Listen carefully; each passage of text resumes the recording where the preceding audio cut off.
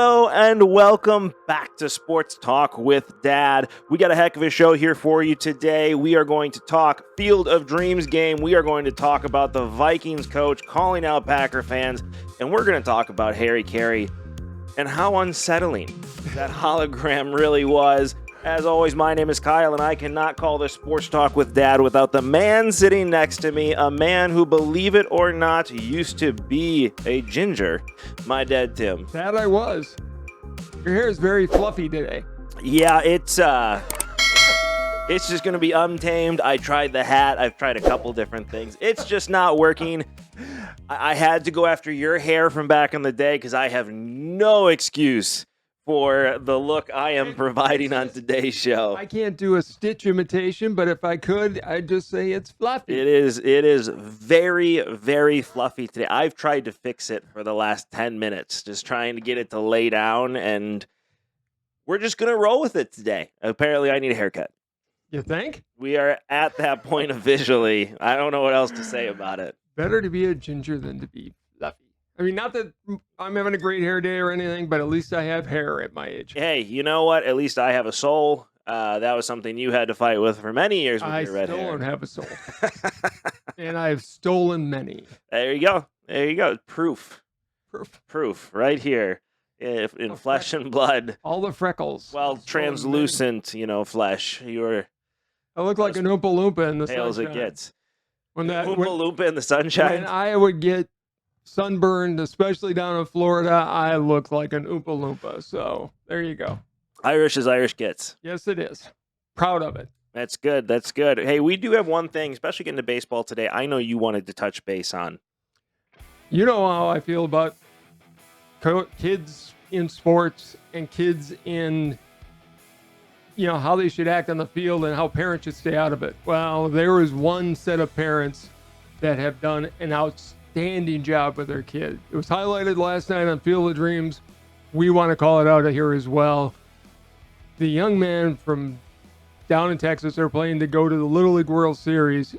He got hit by a pitch, went down to first base, and the pitcher was very distraught. It didn't look like he was going to be able to pitch again. The young man comes over, gives the pitcher a hug, and goes, "It's going to be all right. Let's just get back into the game."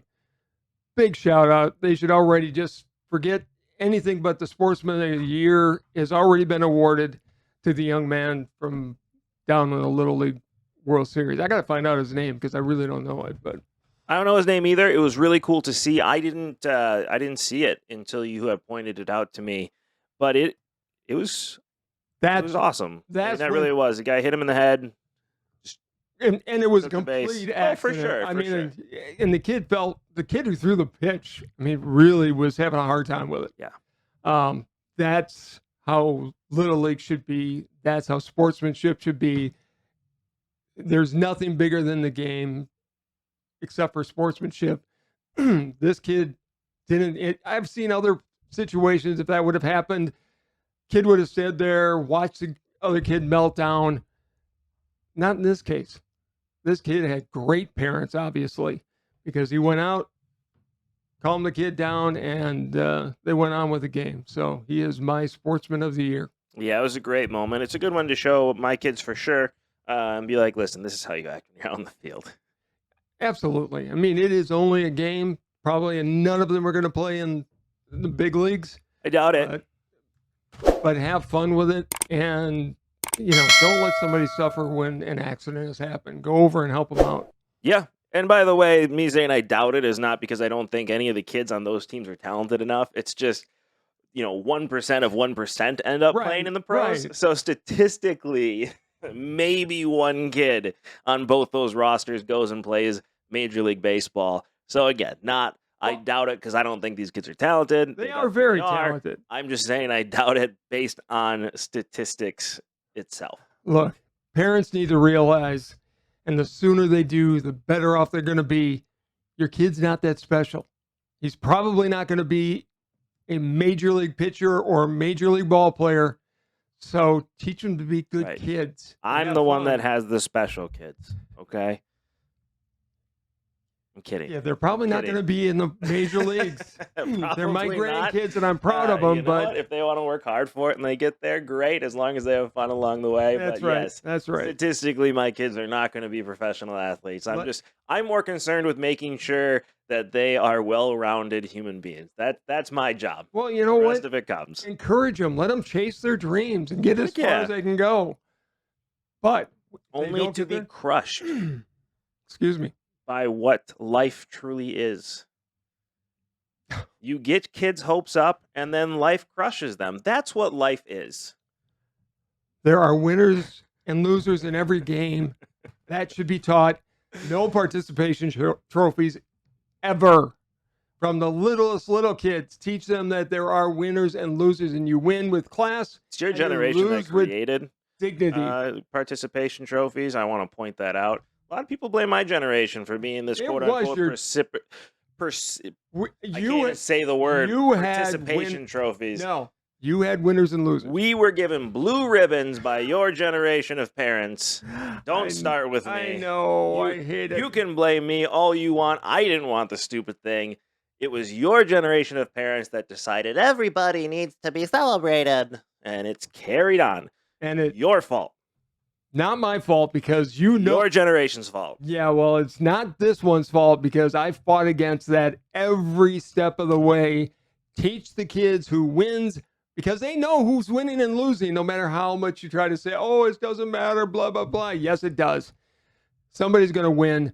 Learn to win with class and lose with dignity, and it'll serve you better throughout life, because there are going to be winners and losers throughout life. Life is not fair.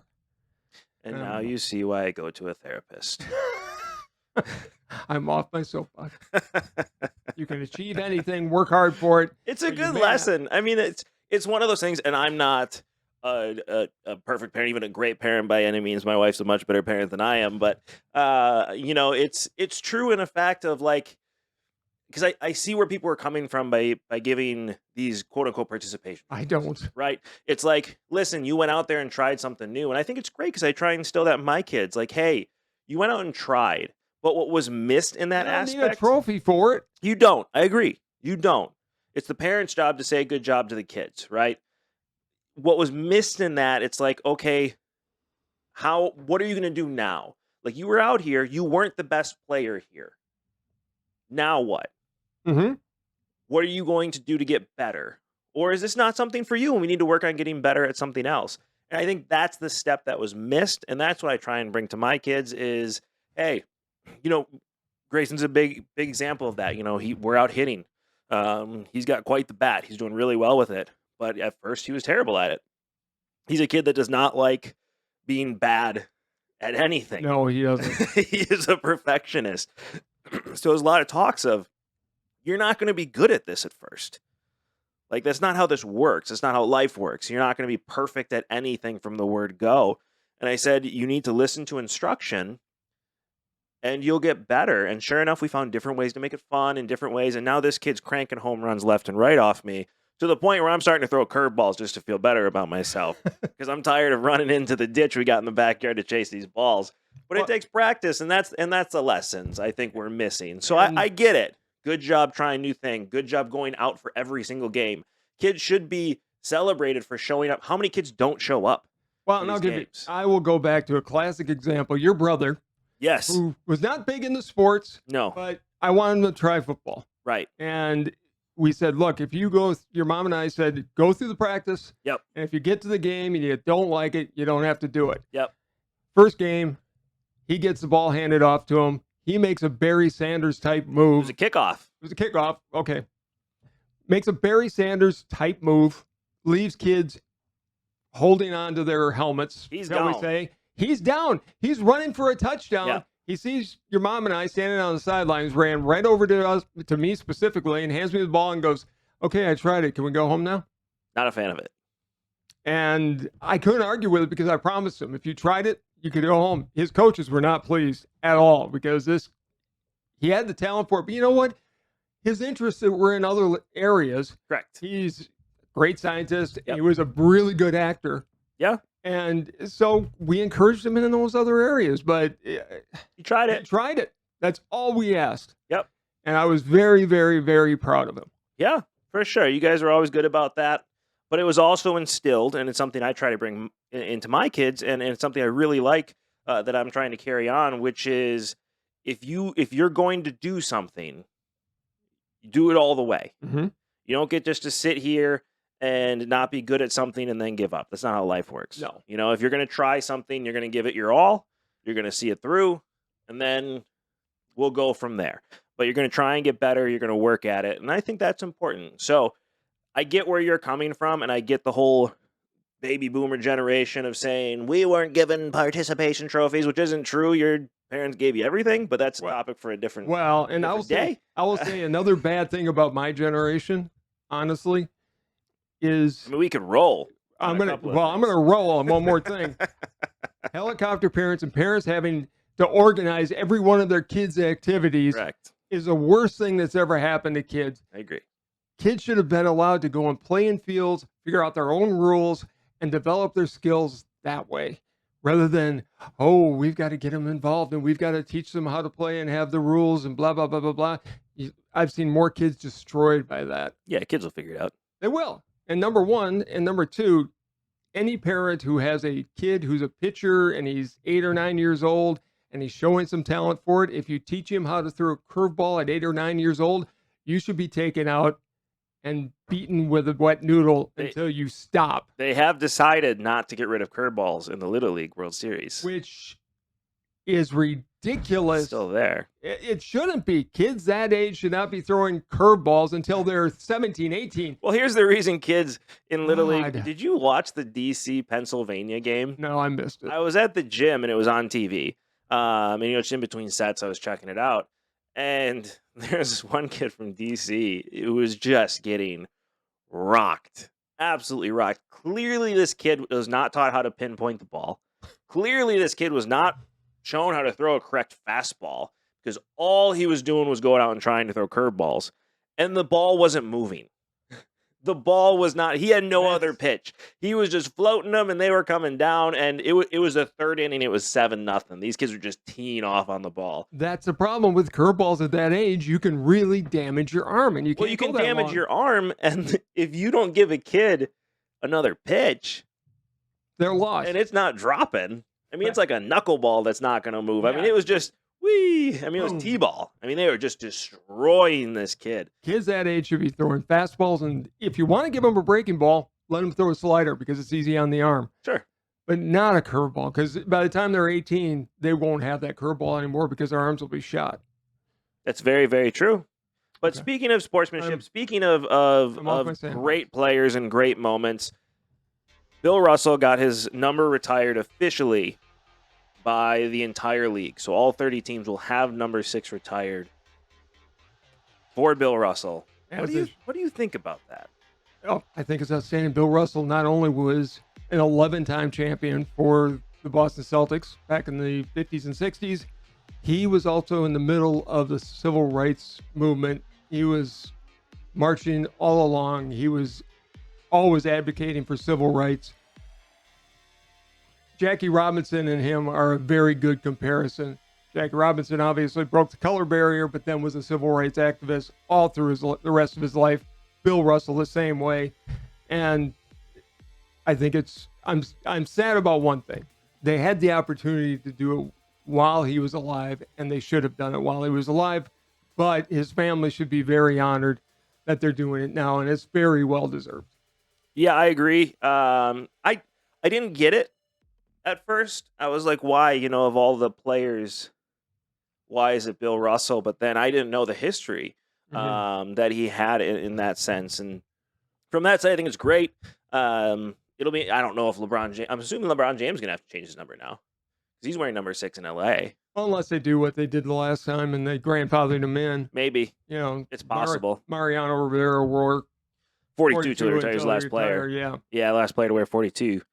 Yeah, I don't know. It'll be interesting to see. I think it's a cool thing though. Not only probably the NBA's greatest champion, but one of the most influential people in NBA history. Not a question about the greatest champion. I hope they also raise his jersey and his banner in every stadium in the NBA. Who? Bill Russell's. That's what they're doing. Okay, I heard they were retiring the number. I didn't know if they were going the extra way to retire it up in the rafters of everybody. I hadn't seen that part. We literally just had a whole conversation. I know they're retiring it. I didn't know that they were putting it in the rafters. Why? Leave me alone. Why would you retire a number in every stadium and then not show that the number is retired?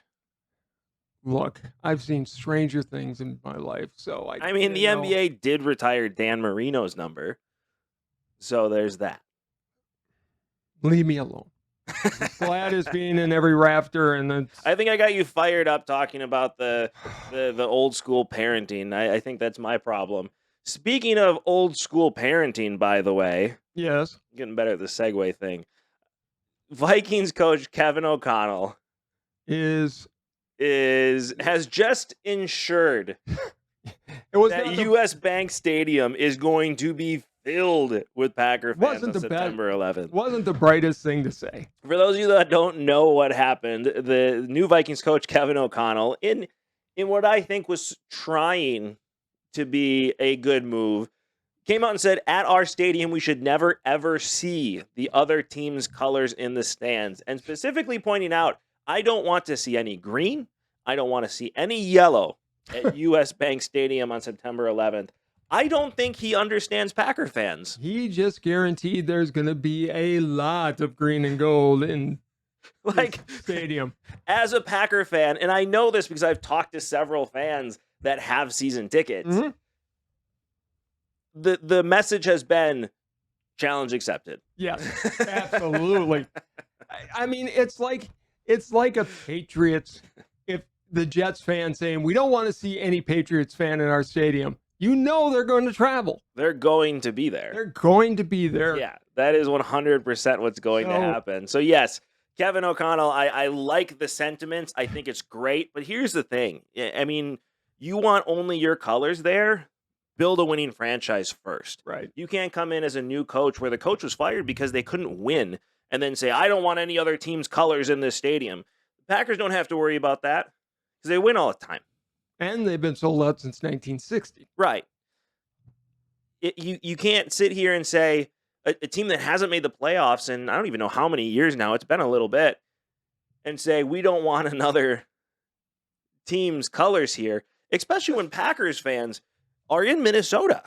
Yeah, and it's Packer fans, when they can't get tickets to Lambeau, it's easy to get to Minneapolis and go to the games over there. Correct. Or St. Paul or wherever the stadium is. I mean, I'm just waiting for Rodgers to go out there, and I'm not wearing the I Still Own You shirt, but I will now on September 11th. I hope he runs in a touchdown and says, I still own you to all the Packer fans that are going to be at that game. I hope it happens to him. By the way, I love Rodgers even more for calling out Packer fans who are owners of the team. He gets it. He gets Packer fandom, and he gets Packer ownership and the special relationship it has. But he did call out Packer fans and go, yeah, you own a piece of paper that's worth absolutely nothing. See, I disagree with that, though, because it's not. It's no different than any other memorabilia. It's not worth nothing. Monetarily, it's worth nothing. Okay. It doesn't make us an owner. No, it doesn't. And that's what he was calling out. It doesn't. And there are Packer fans out there that walk around and say, I own the team. Right. And they're serious about it. And they're foolish. No, you don't. You can own all the stock, and it doesn't mean anything to you. From that point of view, yeah, but to say this doesn't mean anything, I completely disagree. I think it means everything. It's the only publicly owned team in the world from a professional franchise side of things. It keeps a professional team, in a very small community like Green Bay, and it's the only reason they're there. Well, and Rodgers gets that. He knows all of that, but he's talking about those people that claim to be owners and blah, that go up to him and say, you work for me because I'm part owner of the Green Bay Packers. And yeah, those people are idiots. Exactly. Okay, as long as we agree on that, because they are. Yeah, those people are dumb. But, I mean, to sit there and say, I didn't hear the whole quote, so I'm sure there's more to it. I just heard the headline of it. And from that aspect, I would argue it doesn't mean nothing. Like, to me, who has stock in the Packers, it means a lot. It's something cool that I don't... Sure. That I get to be a part of, that no other fan of another team can say. and it's awesome. But don't walk up to Rodgers and go, "You work But for Rodgers me." doesn't work for me. No, he doesn't. He works for the Green Bay Packers. I am simply just a humble fan that wants him to throw lots and lots of touchdowns. And if drinking ayahuasca helps him get there, drink up before every game. Here's the difference between you and other Packer fans. You may be a homer and a Packer fan, but you're not a moron. That's fair. And by the way, I'm very glad to hear that Aaron's not going to be suspended for drinking ayahuasca juice. Ayahuasca.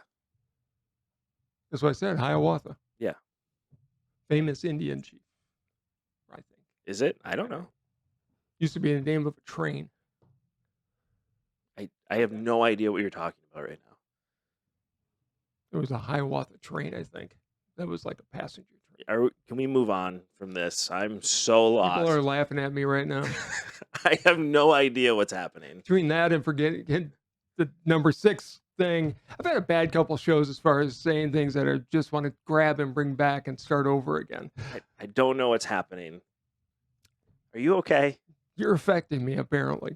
Are we good to move on?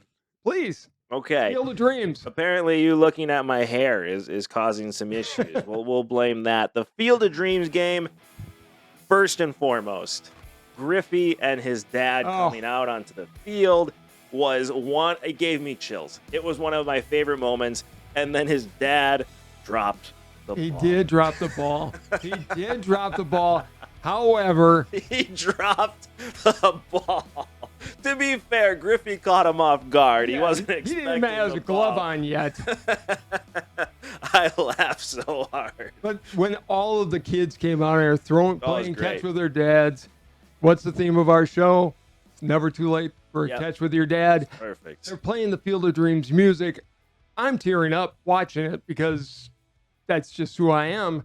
But it was so special when all the players walked out. The uniforms were spectacular. So good. I loved the Cincinnati Reds officially have the greatest batting helmet ever created. The hat was ugly. The hat was bad, but the batting helmet was legit. I loved. But the hat I didn't like the red stripe. I didn't think it went well with the rest of the uniform. But the batting helmet was awesome. But you and I do disagree about one thing. Because a player was missing from that field. No, he was not missing for that. A player was missing from that field. Are we really going down this path? Yes, we 100% are. Oh, my God. Pete Rose did not belong at that game last night. The movie that this is all based off of is based off of the 1919 Black Sox. Correct. That threw the game. Yep. Worse than what probably Pete Rose did. Through a World Series game. Go on. Several World Series games. Mm-hmm. And the idea was everybody gets a second chance. Okay, how many chances has Pete had? Don't care. 15,000, and he screwed up again. That's what the game is literally about. 2 weeks ago. It's literally about. He didn't screw up 2 weeks ago. God, he had a slip of the tongue that he immediately apologized for. I'm not a Pete Rose defender by any means. Sounds like it. But considering what's come out about Pete Rose, him calling a reporter babe and then immediately apologizing for it, and when the reporter comes out and tweets, he immediately asked if I was offended by it. He immediately apologized and offered to sign 1,000 baseballs, and she's not bothered by it. I'm not going to be upset about it. Okay, fine, but she has the right to be. If she's upset about it, then it's a thing. But she clearly wasn't. She clearly accepted the apology. I don't get what the big deal is. The big deal is if Pete Rose shows up there, everything is about Pete Rose all of a sudden. Everything is about what the Field of Dreams is actually about. It never gets talked about that, though. It is not presented that way, and you know it wouldn't have been presented baseball's that fault, way. then. Oh, that was the perfect chance to bring back Pete Rose into the fold. Pete Rose has to get out of his own way. He's not going to. He's in his 80s now. Look, he is the greatest hitter, numbers-wise, the game's ever seen. I mean, probably the greatest hitter, non-number-wise, the game has ever seen. No, I'd argue Ted Williams is, and Tony Gwynn was a better hitter, pure hitter, but he was a switch hitter that worked incredibly hard to become a good hitter. Yeah, Charlie Hustle. His story, you know that Charlie Hustle was not... It's a derogatory name. A very derogatory name. Yes, okay, you've told me that story 700 times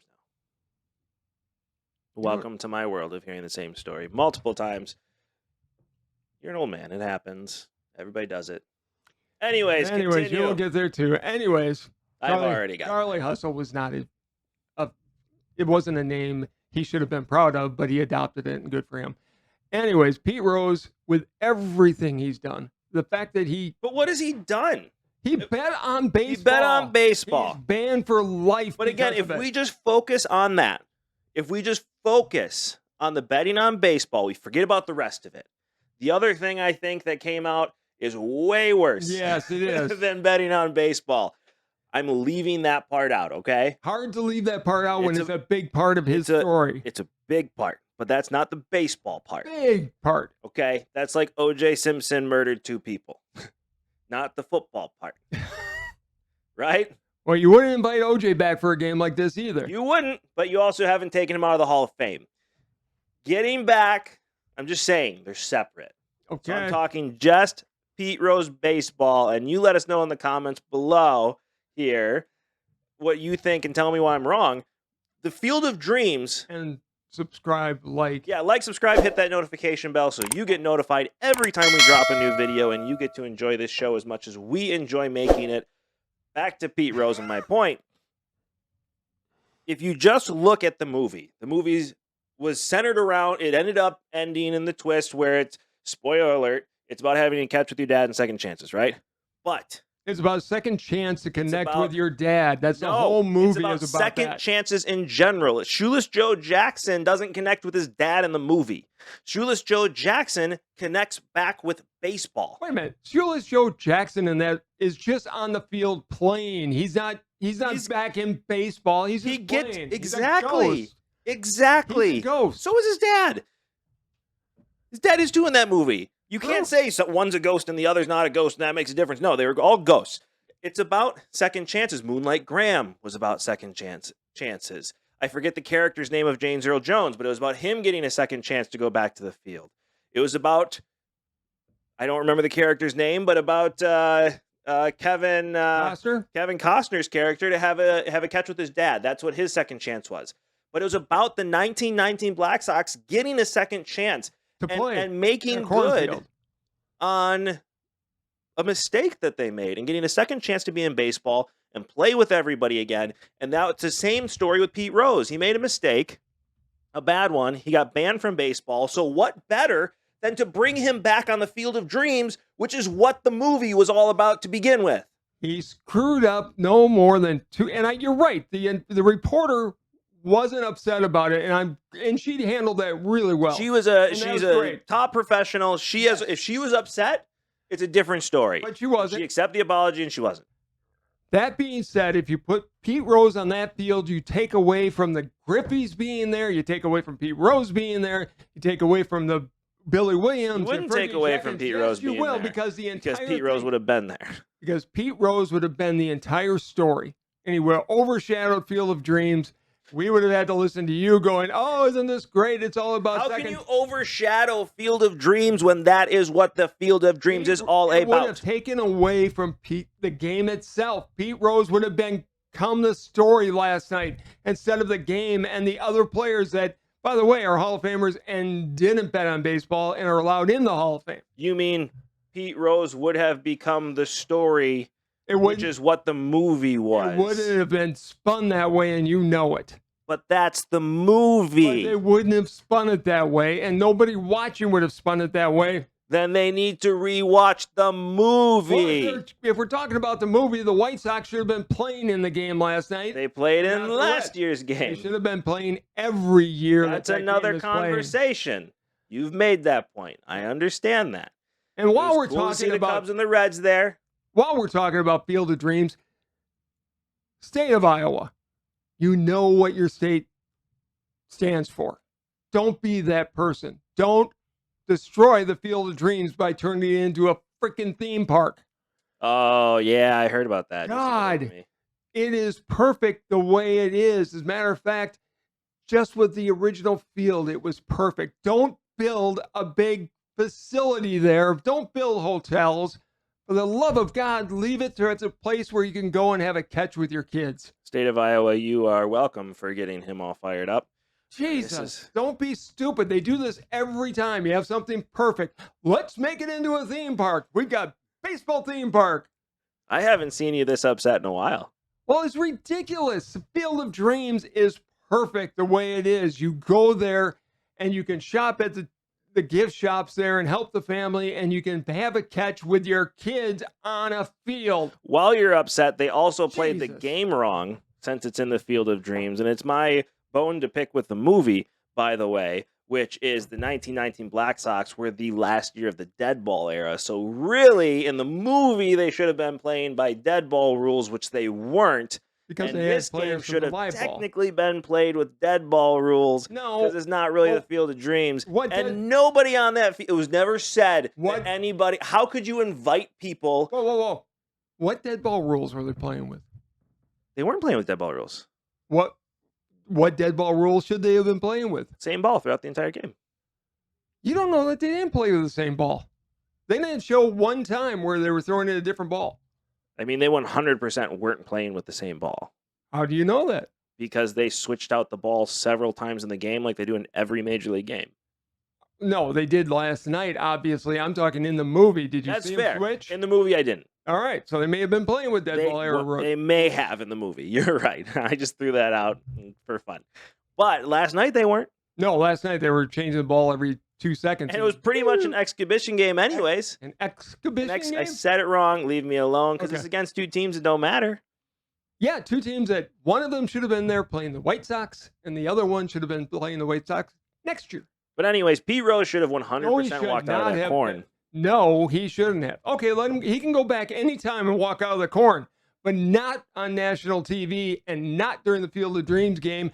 I would love them to go back, by the way, before Pete Rose dies and just do an apology video where we let him back into baseball, where he just walks out onto the corn, out of the corn onto the field, and just has a Field of Dreams moment.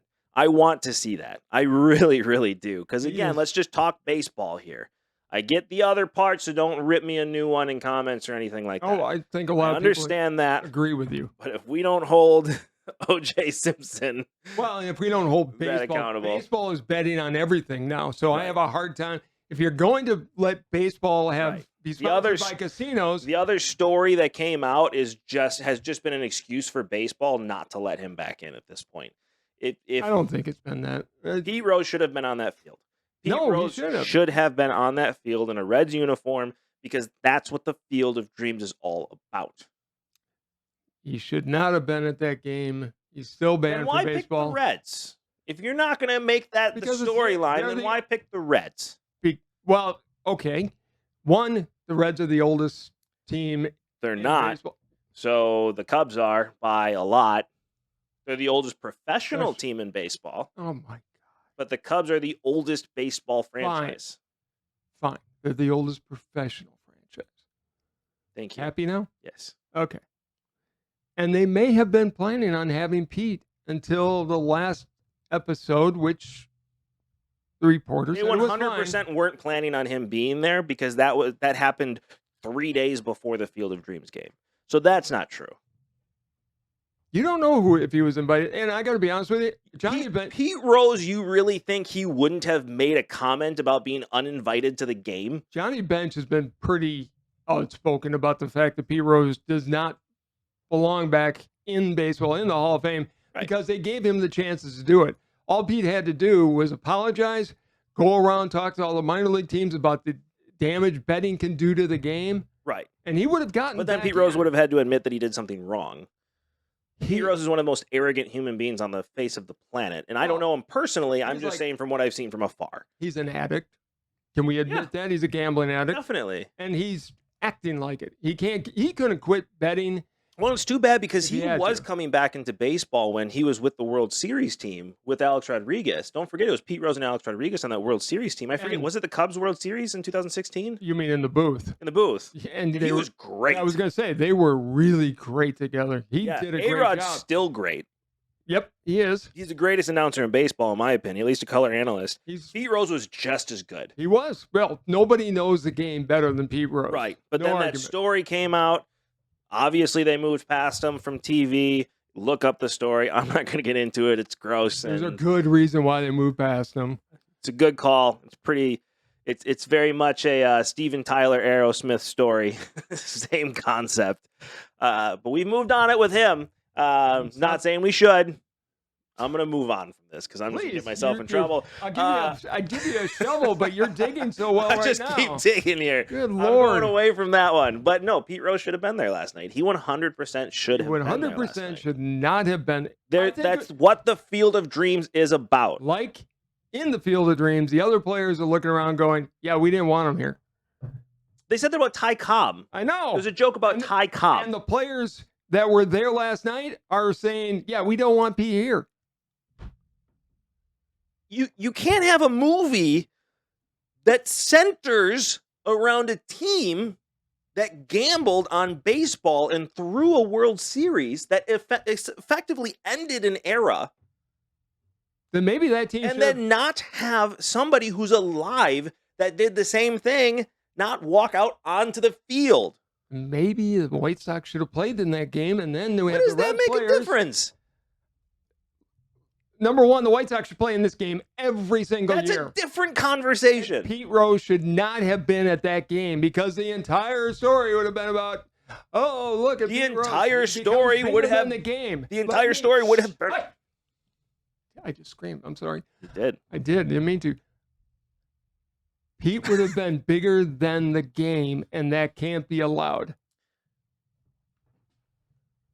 That's what that game is about. No. That's what the story is. That's the whole premise of that movie. Do you really think anybody except for you, me, and a few other people even know about that movie? Then don't watch the Field of Dreams game because that's what the movie was. Pete Rose shouldn't have been there, but otherwise it was almost a perfect night. Except Pete Rose wasn't there. Pete Rose shouldn't have been there, and it was almost perfect until they really screwed up the game by the creepiest thing I think I've ever seen. It was that gave me nightmares. That would be a Halloween thing. The Harry Carey hologram? Yes. That was terrifying. Good Lord, people. Harry should not be a hologram. He was a hologram in life, but go and put a screen up and just play watching a video. Him move. I mean, that's worse than the Disney rides animatronics. Yes. I mean, it was look like Harry at the end. I mean, Harry never looked that lifelike. They showed him from behind, and obviously Fox thought it was super creepy too because they moved on from him pretty quick. Well, it's because they put so much money into it. It's like, well, we have to go with it. Right, but when they showed him from behind singing out to the crowds, his hair looked like it was plastic. You remember the second Santa Claus movie? I was just going to say, he looked like this. High five. Santa Claus.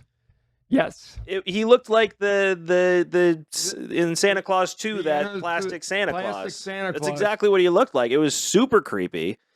The mouth moving was weird. That looked like one of the old space Speed Racer movie cartoons where you've got the cartoon, but you see a human mouth moving, which you probably don't remember. But those no idea what you're talking about. Back in the day, when they couldn't animate the voices, they would actually have human voices mouthing the words. And it was creepy to watch it as a cartoon. It was creepy to watch it as Harry. Play along with me. Don't just sit there with that look on your face. You are referencing things today that I don't understand. Look up Speed Racer. I know Speed Racer. I saw the terrible movie, but that's a story for a different day. But I know what Speed Racer is. I have no idea what you're talking about. You've never seen a cartoon where they put in a human mouth for the cartoon? No, it sounds like nightmare fuel, though. Pete Rose should not have been at that game. Way to move on.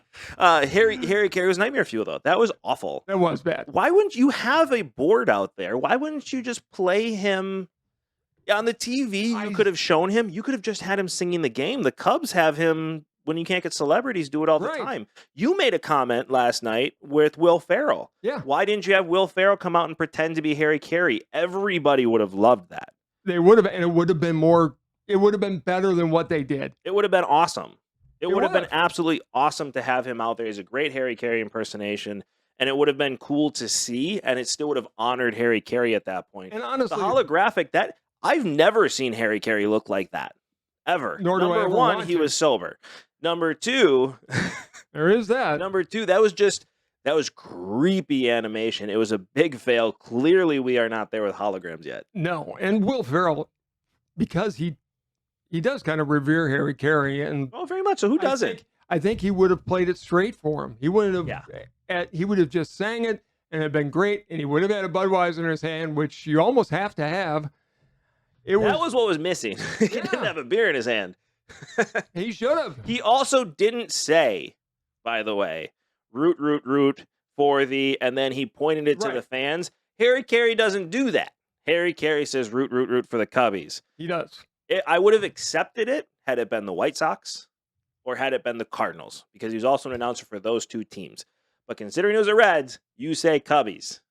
He said Cubbies no matter who was in town. That was just his. I'm just saying in general, because he did announce for them, and that was creepy holographic. Yeah. Him. And the Cubs fans, by the way, were not loud enough. You could clearly hear Reds through the Cubbies, which is unacceptable. You should never hear that. Especially since the Iowa Cubs are not far away. There's plenty of Cubs fans in Iowa. There's Cubs fans everywhere. Yes. They are a national team. They are. But yeah, no, I don't understand. It was not. It was bad. It was just awful.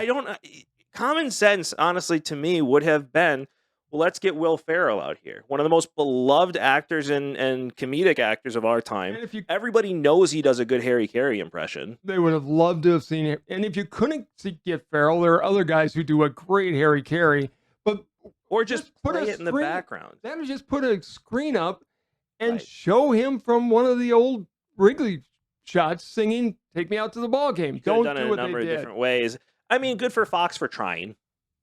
It was bad. Okay. Fox knew before that game started it was going to be bad. But how much money do you think that costs? I don't care if it's that bad. Go and get Will Ferrell, for God's sakes, and just go. Yeah, we can't do this. That was probably a $10 million hologram. At that point, you're showing it. And hey, I tell you what, it got what they wanted because everybody's talking about it. We are talking about it. So, and when Sports Talk with Dad talks about something, it's important. Or we're bored. One of the two. we aren't bored because we have other things to talk about. It was a good game, though. Wilson Contreras is officially more of my favorite player than he ever has been, by the way. He is a man's man. I thought he snapped his ankle. I did too. I called you. For those of you that didn't see that, he called me and told me you need to turn this on. And he's rounding second base and stops and rolls his ankle where I thought it snapped. Well, the closest thing I've ever seen to that is when Tony Finau was at the Masters and he's running down the hill and he popped his ankle out of joint. It was the same reaction I had. I thought his ankle was shattered. I thought he was done. And then he walks off and he started walking. So I'm like, okay, it's not broken. It's sprained. He'll be on the DL for the next. I honestly thought they possibly were going to shut him down for the rest of the season. And then he's back out. He's behind the plate. In the next inning behind the plate. I just wonder how swollen that thing was. So bad. So bad. That thing's wrapped in ice right now. That thing's so swollen. Well, and that's the problem. That was old school baseball, man. That was awesome. Hey, Contreras is a tough guy. He is one of my all-time favorite players. Officially, he was before. He's even more so now. I love Wilson Contreras. I'm officially getting the kids Wilson Contreras jersey. So Wilson Contreras, if you ever catch the wind of this, you are awesome, and I hope you're a Cub for life. He is, in fact, a catcher's catcher for doing that and getting back in. He is. I mean, Johnny Bench is sitting there. Dude's got to go back out into the game. He did. Well, exactly. And I'm sure he was, number one, Field of Dreams. I'm not coming out of the Field of Dreams game. Right. Number two, Johnny Bench is sitting in there. Right. Of all the stuff we've talked about, though, where their failures are, not having Pete Rose there. There was not a failure. The failure of the hologram, that was Harry Carey. Still an amazing game to watch. I'd love to get out there to see it live in person. Again, I'm with you on the don't commercialize this down in Dyersville. Just let it be what it is. It's been what it is since the movie. 1989. And you've been very successful with that. Don't now, because there's a Major League Stadium there, let Major League Baseball talk you into turning this into something that it shouldn't be. No, don't let money corrupt this thing. I mean, I took you and your brother there. We played catch. It is so special. And if you've never been there, it's a pilgrimage to go there. Take your kids. It's the middle of nowhere. It is the middle of nowhere, but take your kids, have a catch, and remember baseball the way it should be played. Yeah. It's only, 136 feet to center? Yeah, it's a short porch. Field. Short porch. But you walk out of the corn. Yeah. Oh, so much fun. They don't put anything back. It's wide open. It's great. I am excited. I got to see it. Where does it turn? There we go. I was excited to see it before the Major League Stadium was there. I'm excited to go back and see it. We're definitely going to make that trek with the kiddos. Probably next year. We're talking going to Yellowstone. That'll be one of our stops. Got to stop along the way. Yep. We'll do that. I'll ride with you Mount that Rushmore. far. That's fair. I don't know how you're going to get back, but if you're going to ride with us. You. Uber. That's fair. Uber. That's an expensive Uber drive. Big Uber. That's an expensive Uber. Okay. But speaking of baseball. And speaking of things that should be better about baseball. You and I have a plan for baseball. We've talked about it several times on this show. And I'm not going to let it die. Cannot be talked about enough. Because here's the reality of the situation. The playoffs are coming. And this is what the playoff bracket looks like right now. Hold on. What have I always taught you about baseball? It's about winning. You win to get in. I was going to get there. I got there before you because it's the main point of this. You've got to win in baseball to get into the playoffs. Correct. Go ahead. Thank you. So this is what the playoff format looks like this year. They're adding a sixth team into that, which means 12 of the 30 teams are getting in there, which essentially means division championships don't mean anything. Correct. Which they don't in basketball. They definitely don't in football. It's all about the playoffs. Regular season means nothing. But in baseball, that's what was always special. Mm-hmm. You bought the division championship T-shirts in baseball. Correct. Because when I was growing up, and especially when you were growing up, winning the division meant you went to the playoffs. Now, they added a wild card when I was younger, and it was fine. But division still meant something because there was one wild card, right? So 3 divisions, 1 wild card, it made sense, but winning the division meant a lot. It means nothing now. And the regular season means nothing now. Which is the worst part of this because the baseball is the longest season of any sport, 162 games. Correct. It's got to mean something. Correct. And if you look at the standings. I know you haven't pulled them. You have them pulled up as well. Yes. Man, I can't talk right now. I had to put my eyes in. Okay, I'm good. But you look at the teams that are left, and I only went 4 back here because baseball doesn't matter for the rest of those fans. And in fact, the rest of the season doesn't matter to Houston fans. They're in. No matter if it's wild card or not, because you got 3 wild card teams now. Right. It doesn't matter to the Yankees because they're in. Mm-hmm. It doesn't matter to the Dodgers. It doesn't matter to the Mets. It barely matters to the Cardinals. And it doesn't matter to the Blue Jays. They're in. Right. You're just jockeying for position with Seattle. Kind of matters for Seattle. Kind of matters for the Twins. But it doesn't kind of matters for Boston, but they're falling out of it quite a bit. When it comes over to the National League, it matters for the Brewers. San Francisco's all but done. Arizona's all but done. And Miami's all but done. It doesn't matter to any of them, which means you have knocked out half of the league's fans from caring about the rest of the Major League Baseball season. You're going to a game just because you like baseball, not because they're playing for a damn thing. You've literally isolated fans from this entire game. And jockeying for position, it doesn't really make a difference anymore. Your 1 or 2 seeds 1 and 2 seeds in both leagues are set. It's done. And they both get a bye. Yeah, and it's middle of August. I mean, what do they have to play for the rest of the year? You're just doing call-ups now, especially for the teams that are out of it. They're calling people up. But it doesn't matter. I mean, the AL's at least you have more teams interested, but in the National League, it matters to the Brewers, it matters to the Cardinals, to the Braves, to the Phillies in San Diego, and you could argue that it doesn't make a difference to the Braves. No, not really, because they'll be in. It means nothing to any of them.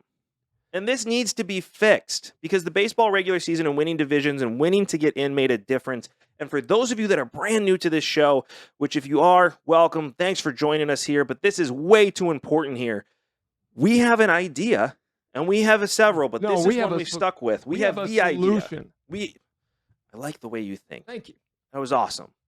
We have a solution to fix baseball. And I'm going to break down the standings now versus what they're going to be. But these are the new divisions. These are the new divisions we came up with years ago and have been talking about this since we started the show back in end of December, beginning of January, whenever we started the show.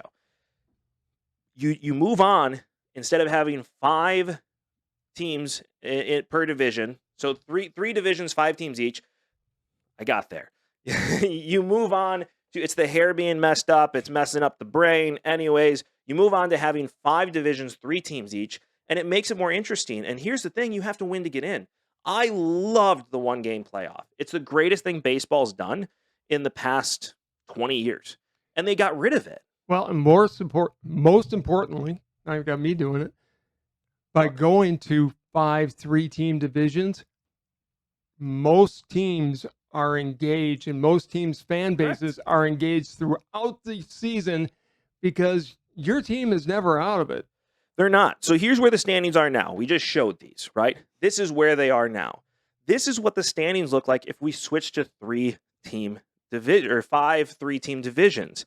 You look at this, the top one where you have the Dodgers, Giants, and Angels, that's over, right? That's over. But other than that, all other teams really have a chance. You look at San Diego, they're probably running away with it. St. Louis hasn't won anything. The White Sox are right there. Correct. You're looking at the Atlanta. All of a sudden, Baltimore's in this thing. They're right there. Blows me away, but I'm glad they are. Yeah. You look at Philadelphia. They're in it, but Pittsburgh's not fully out of it necessarily. They probably are. You come over to the American League. This is where life really gets interesting. Seattle's there. Colorado has a losing record, but they still have a month to catch up. Mm-hmm. And anything can happen. The Cubs lost 17 out of 19 games to lose their lead back in '69. That stuff happens. You have to remind me. Yeah. Stupid black cats. Cat. Jesus. You look at this division here, Toronto, Milwaukee, Minnesota, all 3 teams are still in this. Right. Milwaukee and Toronto are tied right now for first place, and you have a Minnesota team that's only 3 games back. Are you telling me those 3 fan bases, and coming into this, you set up the schedule where these teams are going to be facing each other more in the last month than they do in the rest of the season? Mm-hmm. Are you telling me people aren't going to be engaged in watching that? Look at the Mets and Yankees.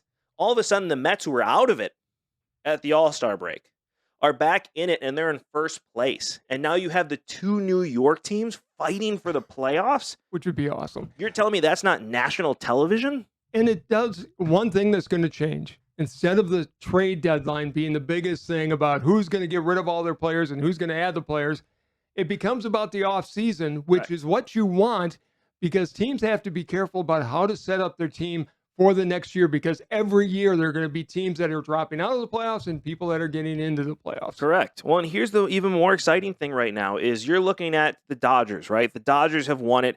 It's over. But they're also looking at being the number 1 seed here. They by far have the best record in baseball. You're telling me they're not paying attention to see who they're going to face in the playoffs?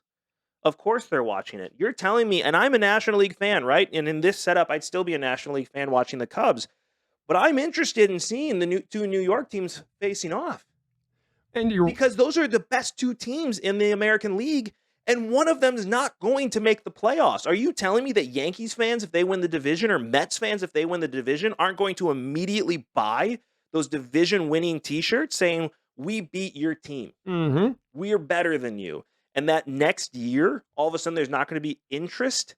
Oh, the fan base. And the fans aren't going to call for getting better because the other team was almost there? You can't do what Baltimore has done for years and just keep your money, and it doesn't matter if you lose. No, because right now, you're not far out of this. So, Baltimore, they would have made a move at the trade deadline because they're right there. San Diego, maybe not. They may be setting up for the upcoming year, but I'll guarantee you Milwaukee doesn't trade Josh Hader. They probably still would because they're stupid. Well, okay, fine. It's destroyed their team because they're looking for the future. You basically told your team that we don't think you're good enough to win, so we're going to trade our best pitcher. But they may not do that in a 3-team division where they could win the division, get into the playoffs, and then set themselves up for the playoffs. It's a much more interesting game right now because now the regular season matters. Because right now, if you look at the Mets and Yankees and Red Sox division there, the Mets and Yankees, they're not thinking about it anymore because they're in. There's no wild card. The fan You base, don't win your division, you're not going on to the playoffs. which is how it should be, and it's always been in baseball. That makes baseball more interesting because it's too long of a season for you. Football can look into the playoffs. Division championships don't matter in football because it's only 17 games. It's an 18-week season. Before it was a 17-week season, right? That's not long. No. That's not many games. So you can look towards that because every game does matter for the playoffs. That's different. Baseball at 162 games, you can't just tell people, yeah, wait to the playoffs because nobody's paying attention after the All-Star break until the playoffs get there. Nobody really from May on, they don't care Nobody's about paying anything attention until the playoffs. Correct. And you can't do that in baseball. It's too many games. Are you telling me that the Yankees and Mets, when they play each other, those aren't going to be sold out crowds when they're fighting for a division championship just to make the playoffs? Not only that, but now you have to go into the playoffs after you're worn out. And the biggest part of this is the fan bases are engaged throughout the season. Engaged. From the All-Star break on, people are 100% engaged, seeing what's going to happen. And coming into the last month, you have one with Toronto, Milwaukee Twins. It's a 3-team race in one division. Anybody can take that. It's a sprint to the finish. You got the Mets and the Yankees that are at a sprint to the finish. Houston and Tampa Bay's not out of it yet. That could change. You're going to be facing them a lot more in the second half of the season with this. Colorado's probably out of it, but they still got a shot. Cleveland's starting to run away with it here. Philadelphia, Pittsburgh's not fully out of it. Atlanta and Baltimore, that's coming down to the wire. The White Sox and St. Louis, that's not over yet. That's a 5-game race coming into the last part of the season. I mean, you all of a sudden have gone from really 2 positions still being open and 4 teams in each division really jockeying for those positions to all of a sudden you have, I just mentioned, 5 division races that nobody knows who's going to win those. And you still have a month left of the season. And if your team doesn't make it this year, with a couple quick changes, you could be relevant and in that position next year, similar to football, which you have at least 6 teams that are in the playoffs one year and are out the next year. Right.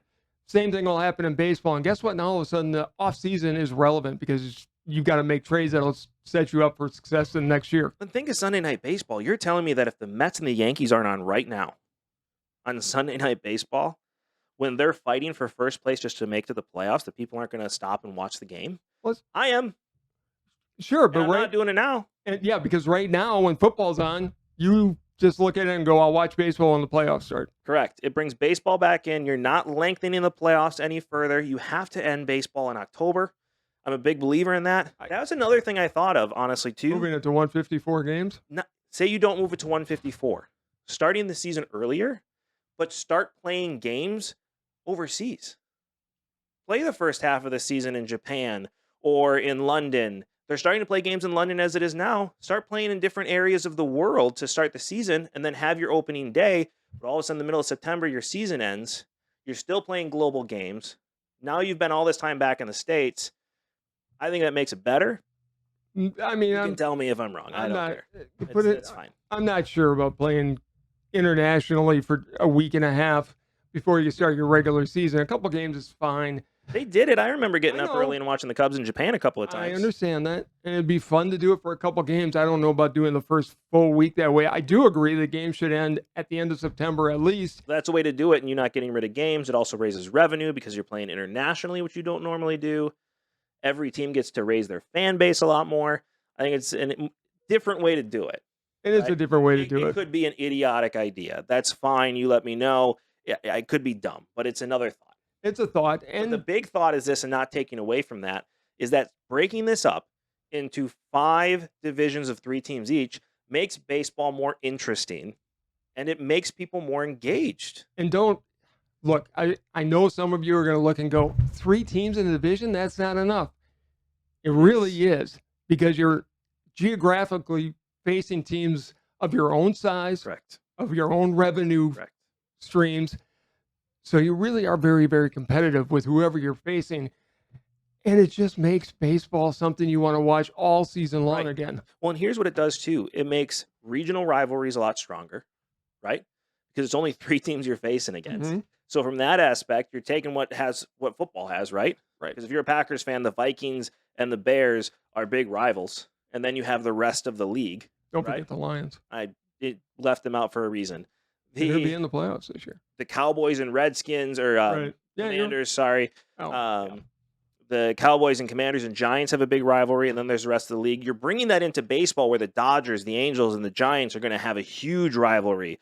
Houston, Texas, and Tampa Bay. You telling me that it won't get crazy with New York, and Boston in a division by themselves? Well, and where you have to win that division to get into the playoffs? and imagine if Oakland moves to Las Vegas. That division will be insane because all of a sudden Vegas is going to have a ton of money to spend. The other teams are going to have to be right there to keep up. It's going to be a great division. It's going to be an outstanding division.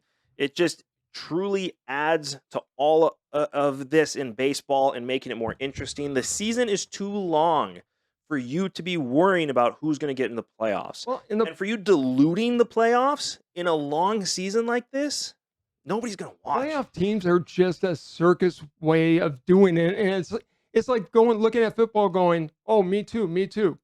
Be baseball. Embrace your history in this sense and make it so you have to win to get in. Listen, I'm not a traditionalist. You and I have had this argument on this show for a long time. But in this case, that is what makes baseball great. Baseball is too long of a season for you to make it where the regular season doesn't matter. And that's what you've done. You've made it so the regular season doesn't matter anymore. You need to bring it back where winning makes a difference. And why does baseball do such a celebration when it comes to division championships? Because it means something. Now it doesn't. No, it doesn't. Now with this, it means nothing. It's a circus way to do the playoffs, and it's just not the way baseball. Again, and I know I'm being a broken record. Going back to '69 when they first went to divisions, still had to win the division to get in. Before that, they had the American League was 6 or 7 teams or whatever it was. You had to win the American League to get in the World Series. Then it was this. Now with this, I don't believe in the wild card. I liked it at first. And now that I've seen it in baseball, and especially now it's been expanded, the one-game playoff was great. This keeps the one-game playoff in because 2 worst records are going to face off in one game against each other. I love the one-game playoff. It's the best thing baseball's done in the last 20 years. And by the way, the other thing that is a must, and those of you who haven't seen all of our fixes for baseball, go watch the episode. We'll link it down below. But the 12th inning home run contest would be brilliant. Correct. Yeah. So for those of you that don't know, the 12th inning, and we stole this. This was Mike Greenberg's idea, but I love it. Where the game ends in the 12th inning. If you're tied going into the 12th inning, it's a home run derby, and that ends it. You get 6 pitches each. That's it.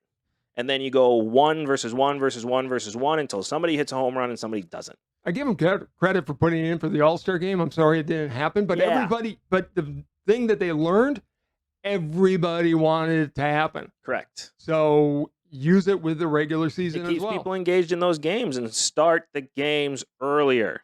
Yes. The Field of Dreams start time was amazing.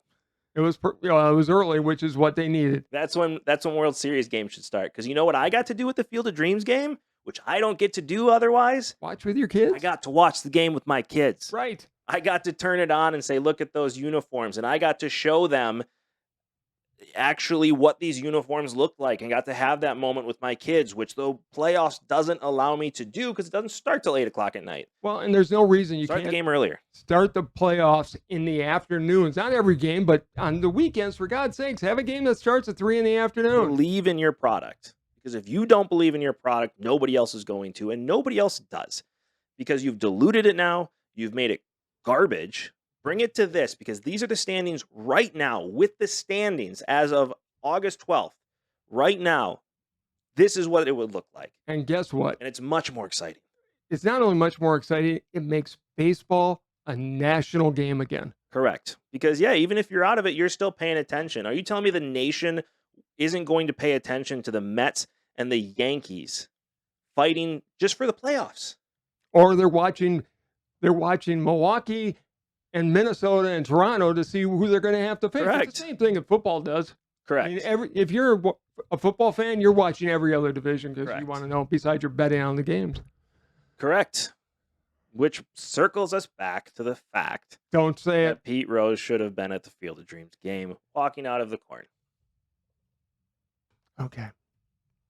You're wrong, but that's just a fact. It's just a fact. It I is think we've not had a fun fact. today. You let us know. We've talked about a lot of topics today. Love to hear your opinion on it. Let us know in the comments below. And while you're down there, don't forget to do this right here, which is like, subscribe, and hit that notification bell so you get notified every time we drop a new video and you get to enjoy this show as much as we enjoy making it. Before we head out, any last words? Field of Dreams reminds everybody of how great family is. Embrace it. If you haven't called your dad for a while, pick up the phone and call them. They're still there. They still love you. And you can have a moment like they did last night on TV. I'm not calling you. I see you every day. Pretty much. You don't have to. You don't have to. My last words is baseball, you failed. Pete Rose should have been on the Field of Dreams. That's We what the shouldn't whole have. movie is all Pete about. Rose should not have been there. Thank you so much for watching and tuning in. Please don't forget to watch next week. We'll have some more fun videos, and we got some surprise guests coming up pretty soon as well. So don't forget to tune in. This has been Sports Talk with Dad. Goodbye, everybody.